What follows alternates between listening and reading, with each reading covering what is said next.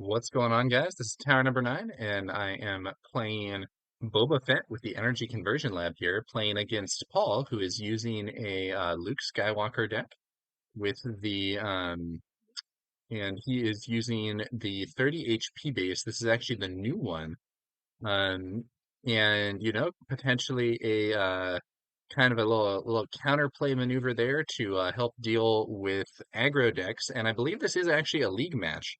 So. This is the season 0.5 of the Take the Initiative League. And yeah, so we're gonna see how it goes. I'm gonna lead off with Greedo. One cost 3/1. When defeated, you may discard a card from your deck. If it's not a unit, deal 2 damage to a ground unit. Paul just takes the initiative, so it looks like he's missed his turn 1 play. Definitely something that I'm pretty happy about, quite frankly.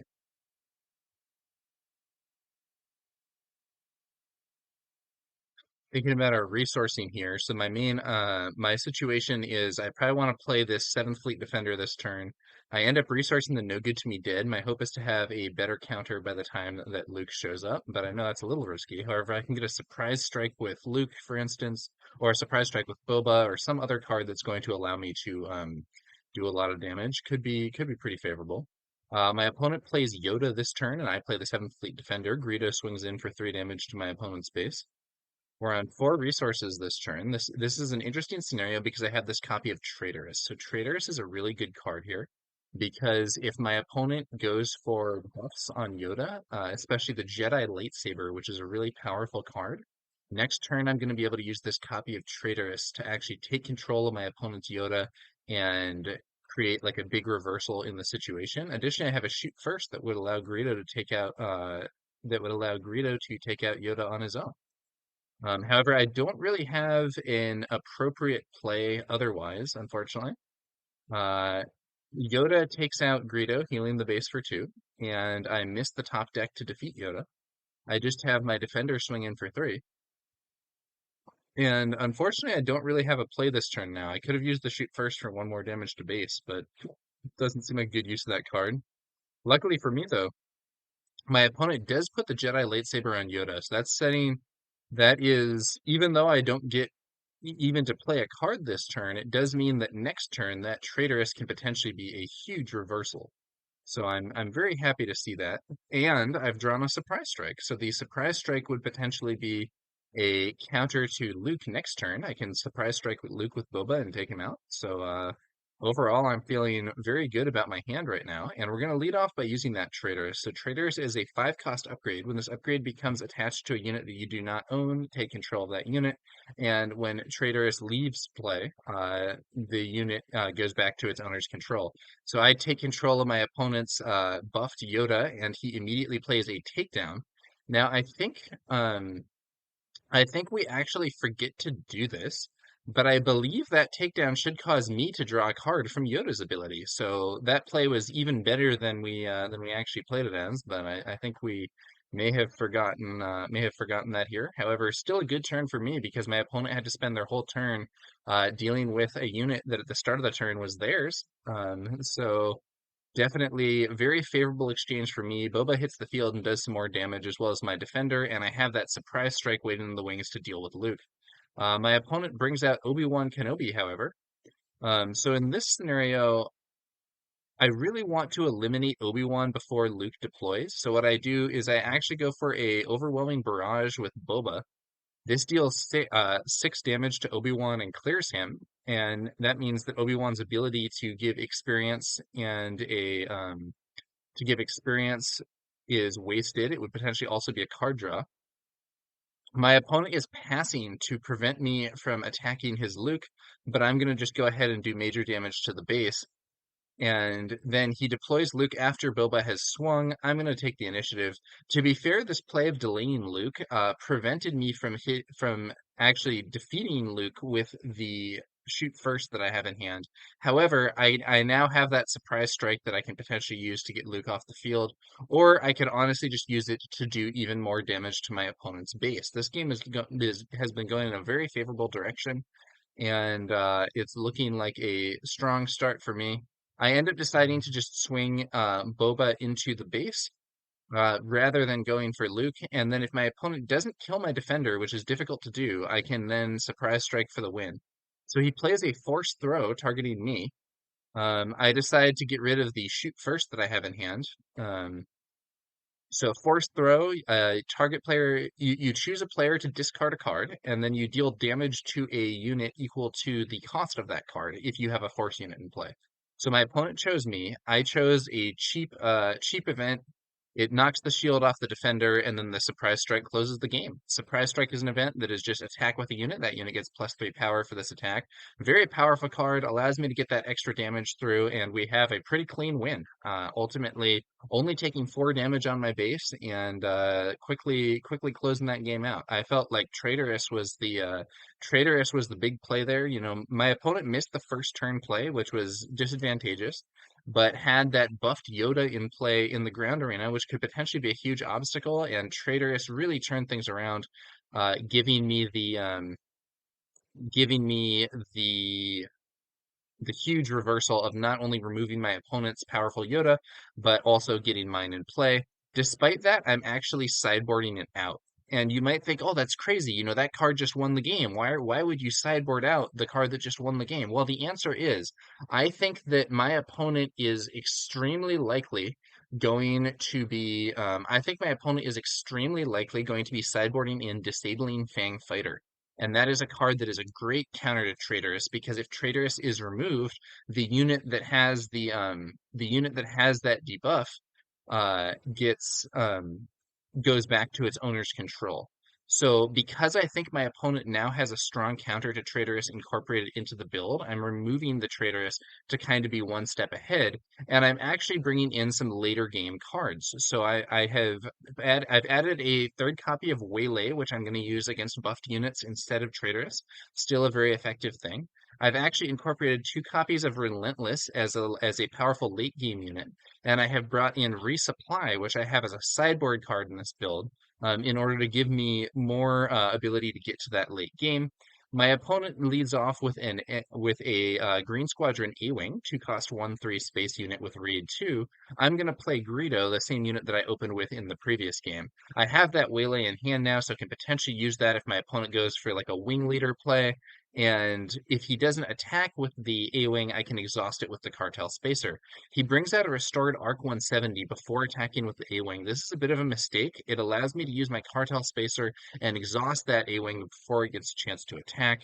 Luke's ability used to shield up the restored Arc, and Greedo's just going to swing into the base for 3. My opponent does take the initiative now. I see once again I have a surprise strike. I have a waylay. I have an overwhelming barrage, boss, and Fet's fire spray. My problem here is that my cards in hand are too good. I don't really want to resource any of them. I end up resourcing Bosk here. I want to hold these other cards. I have the waylay to potentially disrupt him in space, especially if he buffs one of his ships. So he goes with the A-Wing to take out the Cartel Spacer. I point out that it doesn't get removed, it just takes 2 damage. So the Cartel Spacer is dead, but by playing it, I have stalled that A-Wing for 2 turns and put damage on it. As he was not able to attack my base with the A-Wing last turn, and this turn he chose to attack my unit instead. So that's giving me a bit of an advantage in a potential race. Unfortunately, I don't have a ton in my hand.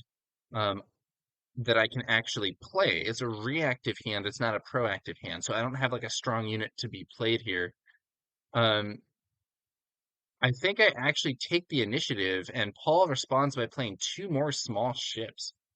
That is really bad. I think it would have been more advantageous for me to maybe pass and see what he does, and then waylay one of those ships after he plays stuff, or maybe just to immediately waylay the shielded ship. I'm not sure. But it ended up being him playing a bunch of stuff. I'm going to use an overwhelming barrage, and this is where the damage on that A-wing really comes into play. So I get the +2 power I get +2 power for Greedo, and I deal 1 damage to the damaged A-wing, get it off the board. 3 damage to defeat the A-wing that is full HP, and then I still have 1 damage left over, which I'm going to use to hit. I'm going to use that 1 damage to hit the shielded restored arc and get that shield removed. So overall, very strong play, I think. This also means that Greedo is +2/+2, hitting the base for 5. My opponent's restored arcs are still inflicting some damage on my base. I'm gonna have Boba hit the field.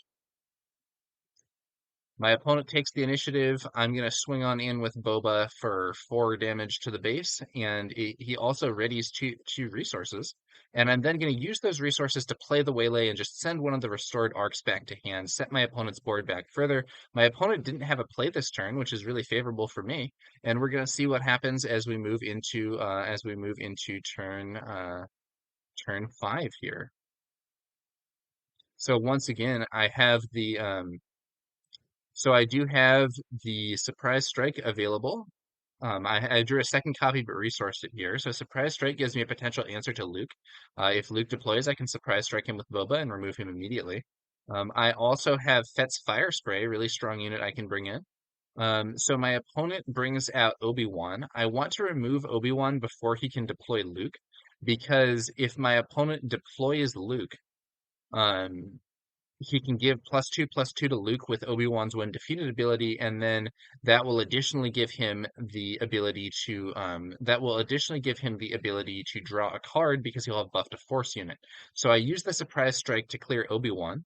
My opponent does get the +2/+2 on his restored arc, but it doesn't that doesn't give him a situation where he can actually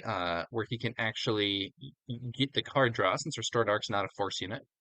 I spend 6 resources and use the energy conversion lab to ambush the buffed arc with Fet's Fire Spray, and then I choose to activate ambush after I choose to activate the ready ability after I do the ambush, so Fet's Fire Spray is ready and available to attack into the base, and I do so, dealing another 5 damage to my opponent's base.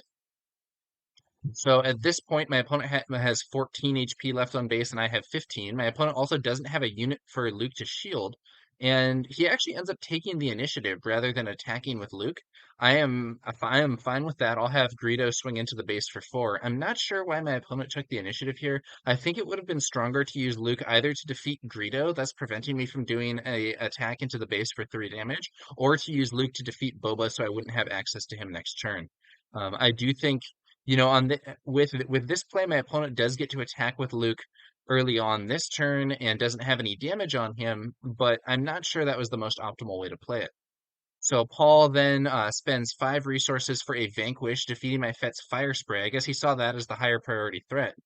And I'm gonna just continue to attack his base with the units here. So he clears out Greedo, and I do hit the Greedo top deck, so that's 2 more damage to Luke. So Luke takes 5 there. And then we're going to bring out Darth Vader. So Darth Vader ambushes and defeats Luke. And then we're going to search the top 10 cards for Imperial unit, or I'm sorry, not Imperial, villainy units that are worth 3 or less. So looking at this, the obvious option is to bring out Boba Disintegrator, and that is exactly what I do. And now we're in an extremely strong position. We have the leader, we have that Vader. I accidentally shuffled my whole deck there, but it's probably fine. Um, and then Boba Disintegrator means I have a really strong board. And I point out to my opponent that I accidentally shuffled my whole deck, and he says, all good. Okay, so here we have 3 very strong units on the board in the ground arena. And we're going to see how Paul can respond, but with only 2 resources, I'm not sure there's a lot he can do.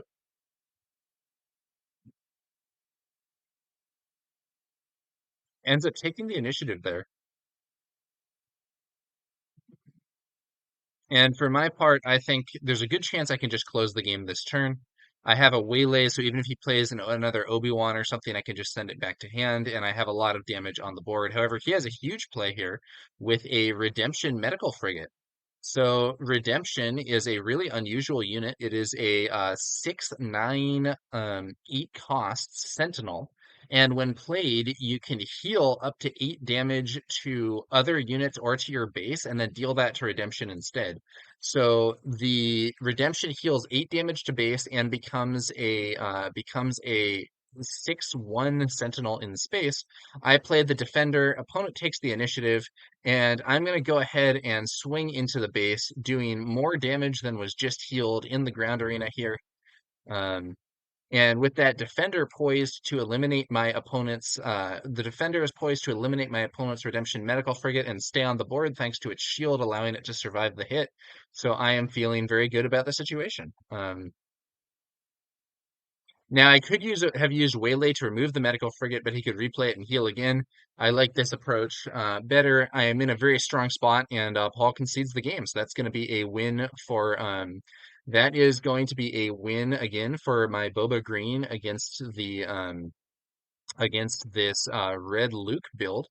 I think that the build here may have been focused on fighting aggro with the 30 HP base. Tarkentown might have served him better, as in this situation, Tarkentown could be used to clear out that Darth Vader and substantially slow me down. However, I'm not sure that it would have made the difference.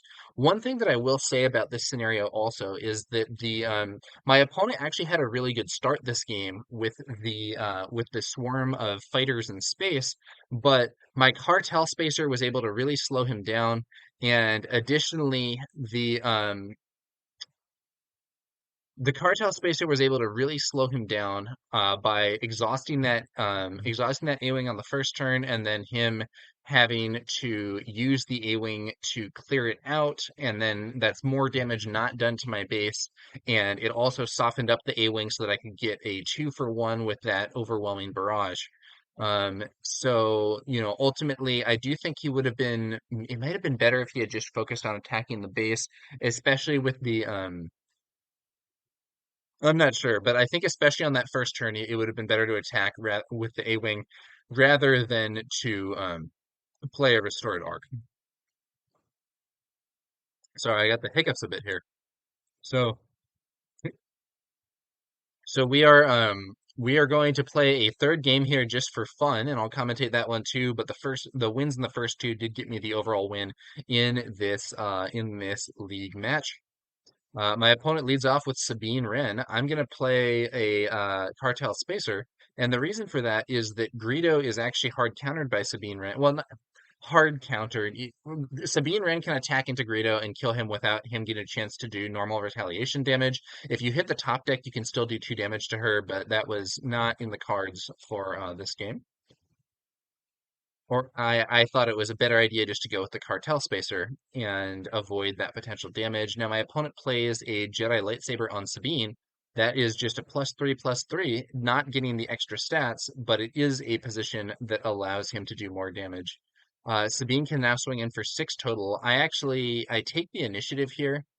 Um, my hope is to have a my hope was sort of to draw a counter that I could use to stop myself from taking 6 more damage from Sabine this turn, because I really don't like taking that much damage. But unfortunately, I don't see it. So we're gonna see what happens here. Thinking about what to do. So one thing that I could do is Boba Disintegrator could ambush in and trade with Sabine if Sabine has already attacked, because his on attack will deal 3 damage. But I need him to make the first move and get exhausted first. So that would be a bunch of damage to my base. I could play Boba Disintegrator first, hope that he attacks Sabine, and then clear her next turn with the overwhelming barrage or something, but that's inefficient on cards. It's not a great situation. That buff Sabine's causing me some problems. I haven't seen my copies of Waylay that would be good solutions to this scenario. So what I end up doing is playing Boba Disintegrator first. Um, if Paul attacks into Boba, Sabine can defeat him and stay on the board, but it will slow down the damage to my base. And if not, I can potentially remove Sabine in the future.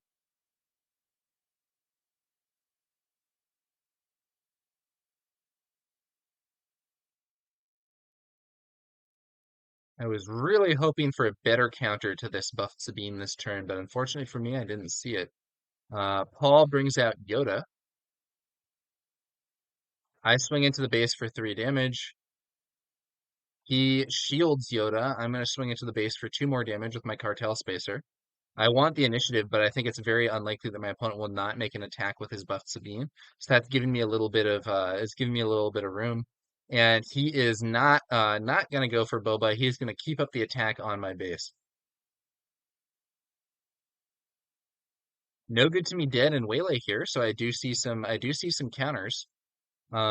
I have two overwhelming barrages. So one thing that I could do is go for a barrage this turn, especially like I could barrage Sabine off the field after I deploy Boba. But I actually think using the Waylay on Sabine to return her to hand and remove that lightsaber is a cleaner answer. So it's going to be Waylay on Sabine Wren. The lightsaber falls off. I get a resource back.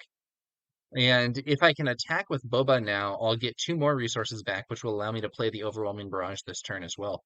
Uh, this five resource turn where you potentially get Boba's ability on the leader side, then deploy Boba, attack, get the ability on the unit side as well to ready up three resources over the course of the turn can really be very high value.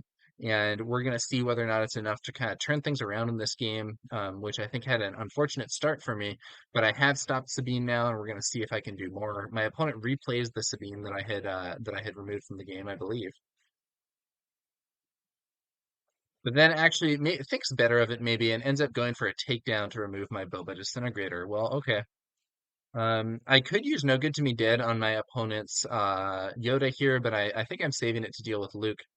Yoda dealing some damage to the base and healing my opponent's base. My space units continue to swing in. Opponent takes the initiative. I'm going to go ahead and deploy Boba, swing into the base. I ready up two resources with this, but I don't want to play the Overwhelming Barrage because all it would do is knock off Yoda's shield. That seems like a kind of low value play. This turn though, I can potentially push a lot of damage to my opponent's base, and I have that no good to me dead waiting as a counter to Luke. So I'm feeling pretty okay about this situation. Hmm. Wasn't the best timing to draw suit two super laser technicians. Now my opponent has the Jedi lightsaber for Yoda. That's actually a huge problem because with a Jedi lightsaber, Yoda can defeat Boba in one hit. The way that that works is that the -2/-2 combines with the 5 damage there. I'm gonna have to use my no good to me dead on Yoda instead of on Luke, but I'm very happy to do that overall because it's gonna be a big setback for my opponent at least in the short term. And I'm thinking that my force on the board is getting strong enough that it's going to allow me to maybe overwhelm him here before he can get huge value from that. So he spends 3 for an open fire and actually hits Bobo with it. So now that means that when Luke deploys, he'll be able to defeat Boba. I'm gonna go ahead and swing into the base for 4.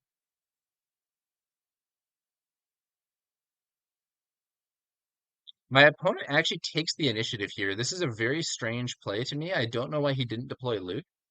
It's possible he has some really solid play. I just go ahead and swing into the base. My opponent says forgot Luke, and I'm like, okay, feel free to deploy him. This is a friendly game. So he does have that option here. So I'm saying, friendly game. So he deploys Luke. We're acting as if he took a pass there. I attack, then he deploys Luke. Uh, and then he's going to attack and have Luke clear Boba, give a second shield to that buffed Yoda. So the ground arena is looking really bad for me with both Luke and a heavily buffed Yoda on the field. I'm going to take the initiative, but I have enough in the space arena here that I think I'm going to be able to pick up the win. So I can do 5 damage to the base this turn with just those units, and I can additionally surprise strike, which actually wins the game if my opponent doesn't heal. So we're going to surprise strike the base at first. And does my opponent have a counter to my defender? So there are some things that could counter the defender. So most notably, my opponent could have a copy of Takedown or of Vanquish, which can defeat a unit through its shields. Let's see if he has that. Yeah, we indeed have a Vanquish. I think it might have been a misplay to go with the early surprise strike because by doing that, I don't have enough resources to play Fett's Fire Spray. I am going to use Boss to take out Luke. So that is a decent play, but I think it would have been better for me to just make the initial attack and then potentially be able to play Fett's Fire Spray and go in. Or if my opponent doesn't immediately take out my defender and doesn't heal with Yoda, I can then go for the surprise strike. However, this ends up being pretty decent. My opponent takes the initiative rather than swing here. which I think is a bit of a mistake. I think Yoda should attack and defeat Bosk while also healing the base for 2. He's not in range to then lose to the Spacer unless I have a surprise strike.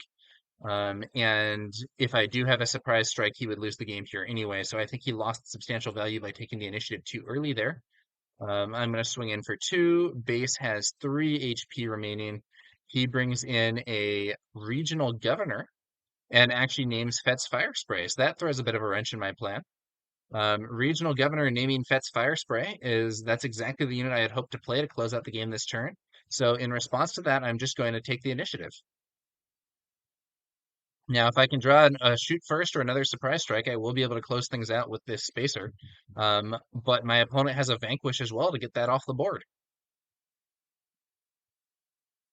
So now my opponent may be stabilizing here, still has the buffed and shielded Yoda.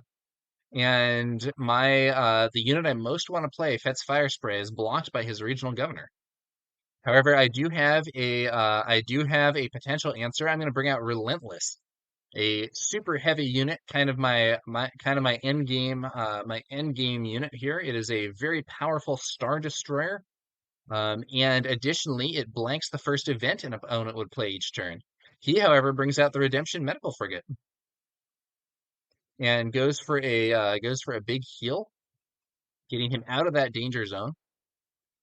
8 damage healed by Redemption Medical Frigate. I'm going to have to take the initiative here. And Yoda is going to swing into my base for 5 damage, heal his base for 2. And he shields his Redemption Medical Frigate. That is a big negative for me. And then swings in there. It looks like he has forgotten the Restore for his Yoda. But honestly, I am in a lot of trouble here. I can do a barrage. But the shields on his units mean I won't actually take them out. And so I'm going to say, hey, you got me this time. Good game. So ultimately, while I did win the league match 2-0, Paul was able to get the win in this third game that we played. I thought that I was going to have it when I brought out Relentless. I was thinking, okay, he probably can't use removal on this, and it's just going to take one attack to close the game. But that big Space Sentinel and healing to his base managed to prevail. So overall, a solid match. I enjoyed this. This is a pretty relevant matchup. I think that I believe that these are the 2 most popular decks in the league right now, or the 2 most popular leaders at least. I don't know about the color combinations, but Boba and Luke. I think as a response to all the aggro we were seeing last season, we've seen a lot more mid range this season to counter aggro, with Luke Red and Boba Green being very relevant in that aspect. So yeah, that's going to do it for this one, guys. Thanks to you all for watching, and we'll be back later with some more Star Wars Unlimited content. I will catch you guys later.